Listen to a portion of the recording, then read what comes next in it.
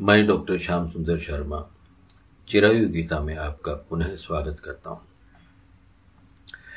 किसी भी वासना का आनंद तब तक ही रहता है जब तक दूसरी वासना का जन्म नहीं होता। काम वासना भी वासना ही है और यह भी तब तक ही रह पाती है जब तक कि दूसरी वासना का जन्म न हो। हमारा शरीर भिन्न भिन्न ऊर्जाओं से कार्यरत रहता है। शरीर में स्थित इन ऊर्जाओं के कारण ही सभी क्रियाएं प्रतिपादित होती हैं, जिनका संचार आवश्यकता अनुसार समय समय पर होते रहता है। अगर शरीर में ऊर्जा न हो तो वह मृत प्राय है। शरीर की एक एक कोशिका में अपनी अपनी ऊर्जा विद्यमान रहती है, जिनकी कार्य क्षमता इन ऊर्जाओं पर ही निर्धारित है। इन ऊर्जाओं का स्तर या इनकी तीव्रता उम्र की अवस्थाओं के अनुसार घटती बढ़ती रहती है। युवा अवस्था में ऊर्जा अपने चरम पर होती है और वृद्धावस्था के समय उम्र के साथ साथ क्षीण होती चली जाती है। यह एक प्राकृतिक क्रिया है जो स्वाभाविक है। इसलिए प्रकृति से भाग कर कहां जाओगे? कहीं नहीं जा सकते। प्राकृतिक होने के कारण मनुष्य को प्रकृति के साथ ही जीना और मरना होता है।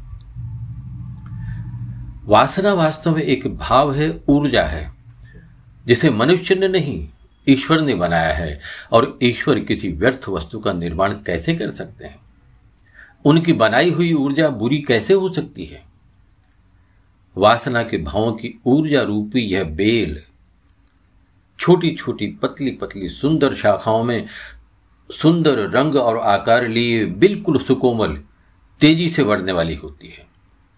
शीघ्र प्रभावशाली होने के कारण इसका अंकुर हमारे मन में शीघ्र ही अंकुरित हो जाता है। बड़ी ही शक्तिशाली होती है ये ऊर्जा, जिसका दमन करना आसान नहीं। मनुष्य स्वतंत्र है। स्वतंत्र है मनुष्य अपनी ऊर्जाओं का उचित अनुचित उपयोग करने के लिए।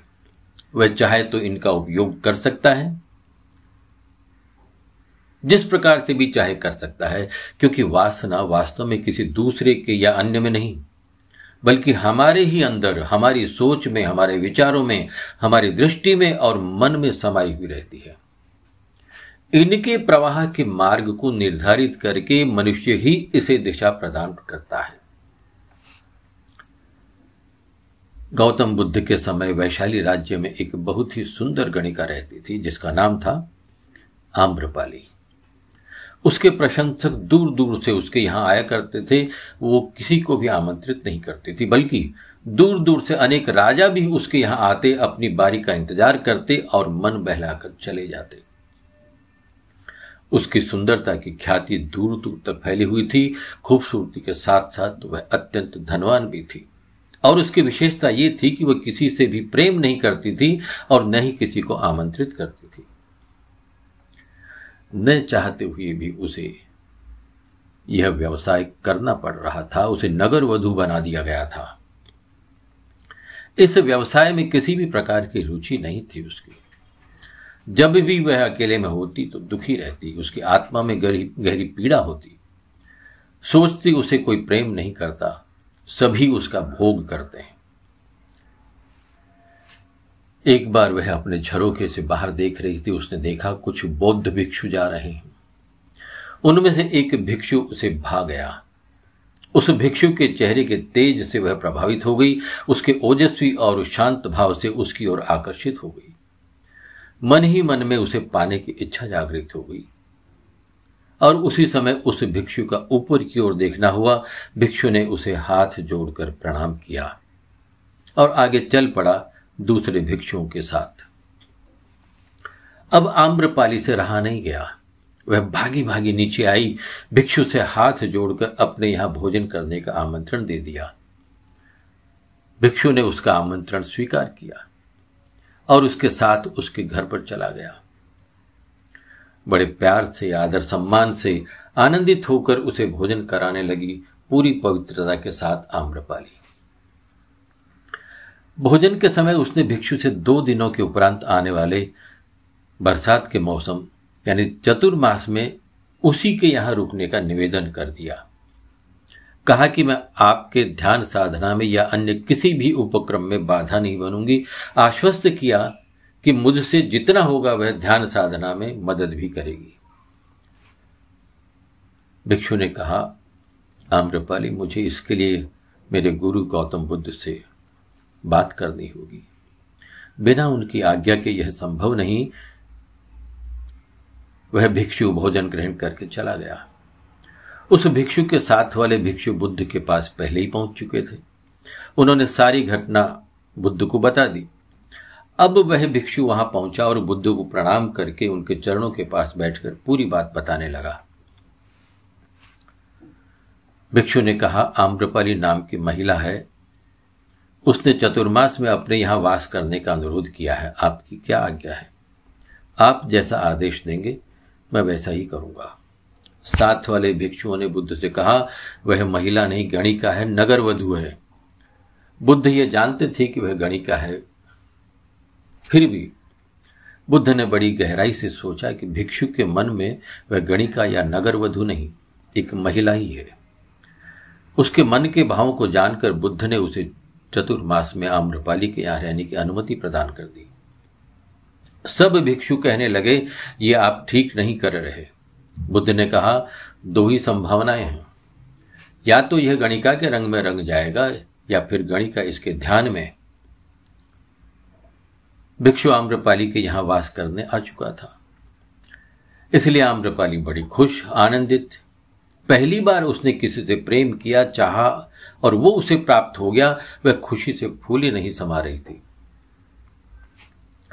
भिक्षु अपने नित्य कर्मों में लीन रहता और आम्रपाली उसे अपनी ओर आकर्षित करने के उपाय अपनाती रहती। समय बीतते गया। भिक्षु की ध्यान साधना बिना किसी अड़चन, बिना मन विचलित हुए सुचारू रूप से चलती जा रही थी। वह ध्यान में लगा रहता। आम्रपाली ने भी भिक्षु की सेवा में कोई कसर नहीं छोड़ी, जैसा उसने कहा था। समय पर भोजन और अन्य आवश्यकताओं की पूर्ति करती रहती थी और आम्रपाली की मदद से उसे ध्यान करने के अतिरिक्त कोई अन्य काम भी नहीं रहा। चतुर्मास का समय बीत गया। वह भिक्षु गौतम बुद्ध के पास आया, प्रणाम किया और साथ में आई हुई आम्रपाली का परिचय करवाया।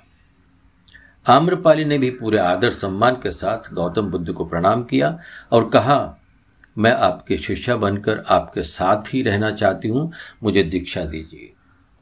मेरी जो भी धन संपत्ति है इन भिक्षुओं में बांट दीजिए और मुझे आपकी शरण में ले लीजिए।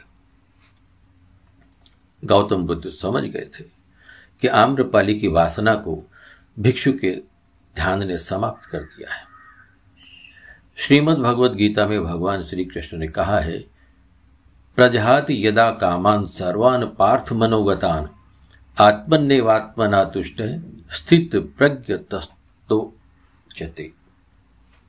उन्होंने कहा कि जिस समय साधक मन में आई संपूर्ण कामनाओं का भली भांति त्याग कर देता है और अपने आप में ही संतुष्ट रहता है, उस समय वह स्थिर बुद्धि कहा जाता है।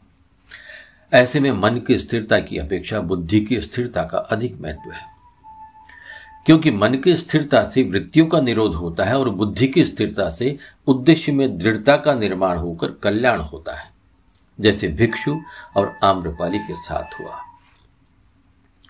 बुद्ध जानते थे कि किसी भी वासना का अगर दमन किया जाए तो वह अंतराल के पश्चात विकराल रूप धारण करके सामने आती है, किंतु ध्यान में लीन रहने से, बुद्धि के स्थिर होने से कामना वासना का या अन्य किसी वस्तु के होने का नहीं होने का प्रभाव ही नहीं होता। ध्यान में रहने से पूर्ण शांति और उस सच्चे आनंद की प्राप्ति होती है जिसके सामने सब कुछ नगण्य है। भिक्षु के साथ भी कुछ ऐसा ही घटा। आम्रपाली पहली महिला थी जिसने गौतम बुद्ध से दीक्षा ली। जय श्री कृष्ण, जय मनमोहन।